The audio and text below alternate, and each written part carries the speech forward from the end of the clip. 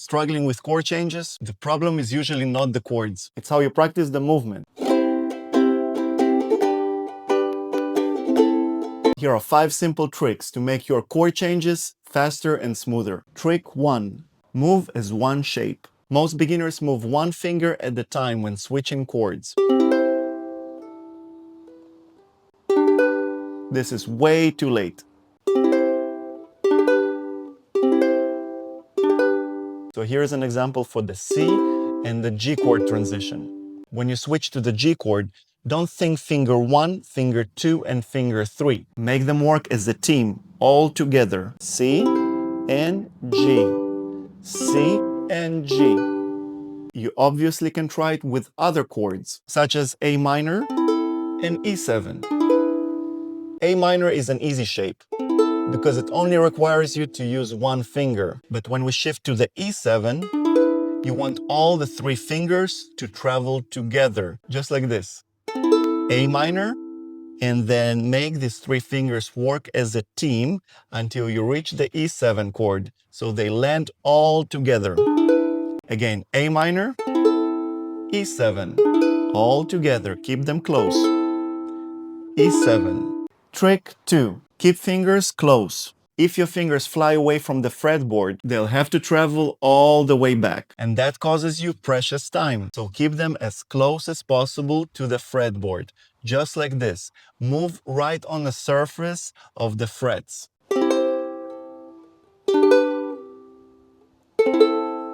Don't do this. Do this instead.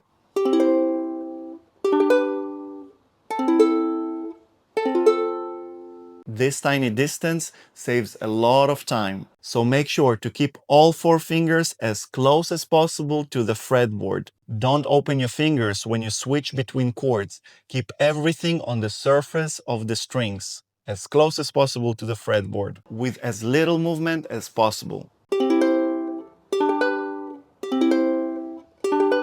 Trick 3. Find the guide finger.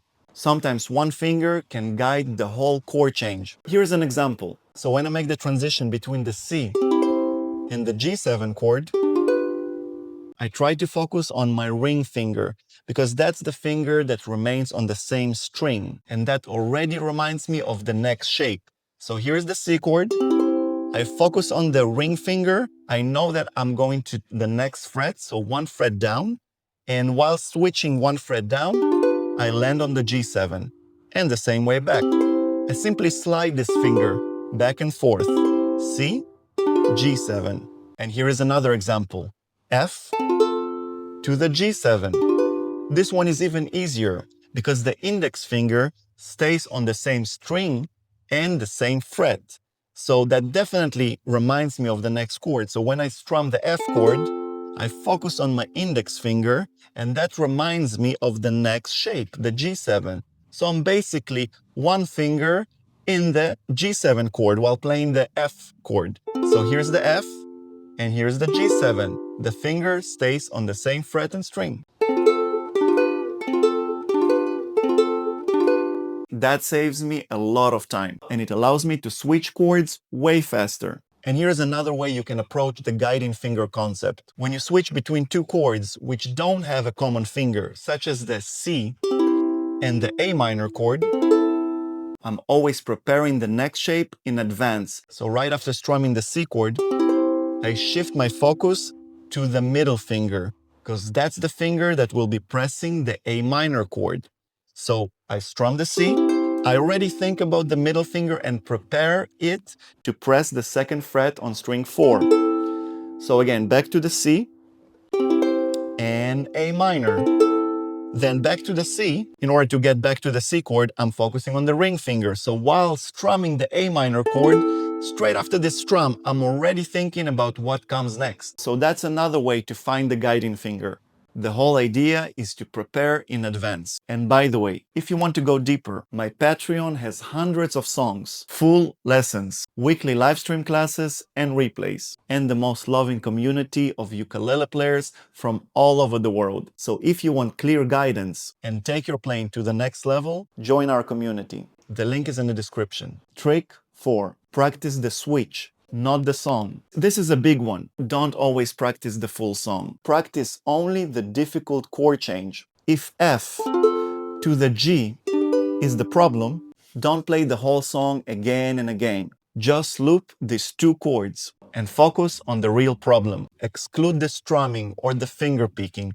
Focus purely on the left hand and the transition of the F chord to the G chord. And do it in rhythm. 1, 2, 3, 4. 1, 2. Keep the fingers close. 1, 2, 3, 4. And practice without looking. Trust your fingers. 1, 2, 3, 4. Until you get it right. It really works. Trick 5. Here is the secret. Good players often prepare the next chord slightly before they need it. Here is an example over the C and the G chord. So right after strumming the C chord, the two remaining fingers are already making the shape of the G chord. So the index and the middle finger are hovering above the third and the first string, the position that they're about to take. So C, and I'm already tilting the hand a little bit and preparing to press the G chord. C and G. That makes the transition of the chords way smoother and quicker.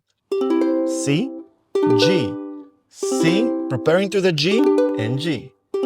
C, preparing to the G, C, preparing to the G, G. C, preparing, G. So you always should anticipate the next shape. Here's another one for you.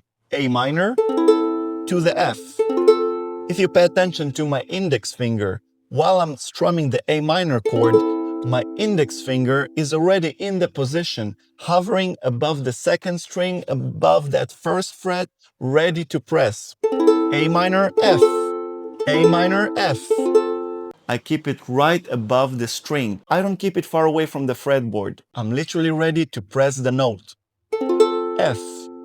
A minor, lifting the finger and bringing it back. So you always should anticipate the next shape. It's just like reading. When we read a sentence, we don't read letter by letter or word by word. We always anticipate what comes next. And that's what makes it sound very smooth. When switching between chord shapes, don't lift your fingers too early. Keep the fingers pressed right until the end. Just like this.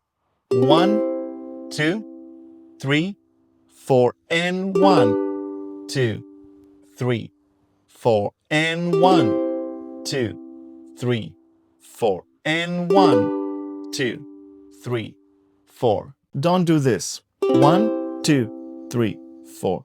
1, 2, 3, 4. 1, 2, 3, 4. 1, 2. That's way too late. I'll give you an example over the C and the G chord. Strum the C chord with the counting till 4 and lift your finger to go to the G chord right after the fourth count. Basically, when I say 4 and 1 and 2 and 3 and 4 and 1 and 2 and 3 and 4 and 1 and 2 and 3 and 4 and 1. So there is a very short spot where you should be switching between the chords. Let's try it with the A minor and the E7 chord as an example. 3 and 4 and 1 and 2 and 3 and 4 and 1. That's the moment you switch. 3 and 4 and 1 and 2 and 3 and 4 and 1 and 2 and 3 and 4. The ukulele that I'm using in this video is the Pacific Walnut Soprano by Kala. It's a perfect beginner's instrument and I love using it in my lessons. You can get 10% off on this one or any other instrument on Kala's webshop. Use my spicy UK10 code for it. More details in the description. Now let's put it together with one simple exercise. Use C, G, A minor, and F for this one. Let's work on the transition between these four chords. And remember, keep the fingers close, move as one shape, and don't rush. Ready? Let's do it. 1, 2, 3, 4, and 1, 2, 3, and 4, and 1, 2, 3, and 4. And 1, 2, 3, and 4. And 1, 3, and 4. And 1, 2, and 4. And 1, 2, 3, and 4. And 1, 2, 3, and 4. And 1, 2, 3, and 4. And 1. Try this for 1 minute a day with a chord change that gives you the most trouble. And let me know in the comments which chord change is the hardest for you. And if you enjoyed this video, don't forget to like and subscribe. I'll see you in the next lesson. Cheers!